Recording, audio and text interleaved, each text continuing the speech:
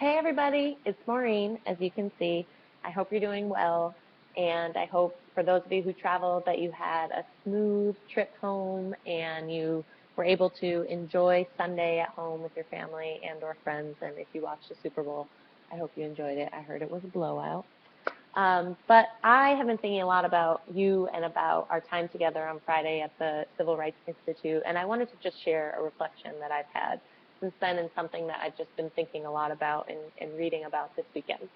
So one of the things that that I saw that really impacted me was on Friday during one of our breaks, like many of you, I went outside to Kelly Ingram Park. And one of the first things I saw was this beautiful sculpture, and it was a bench with children.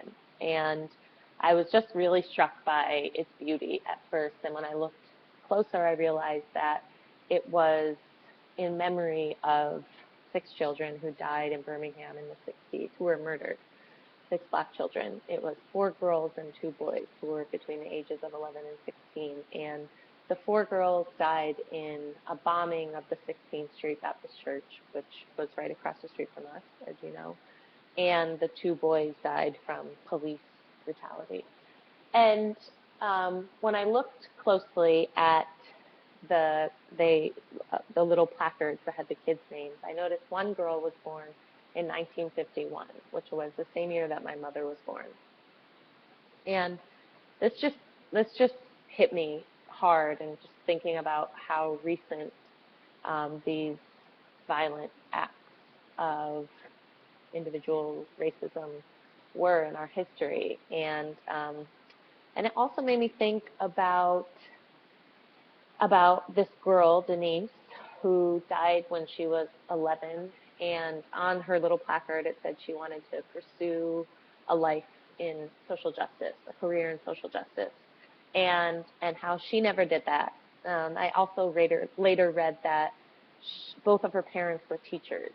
And this just made me think about Khadijah's mom, Khadijah, the interim ED from Alabama, who spoke about how her mother was very active in Birmingham civil rights movement in the 60s, and now Khadijah is leading her region for Teach for America. And it just made me think of this woman, Denise, whose children never were, whose children could have been leaders in Birmingham as well.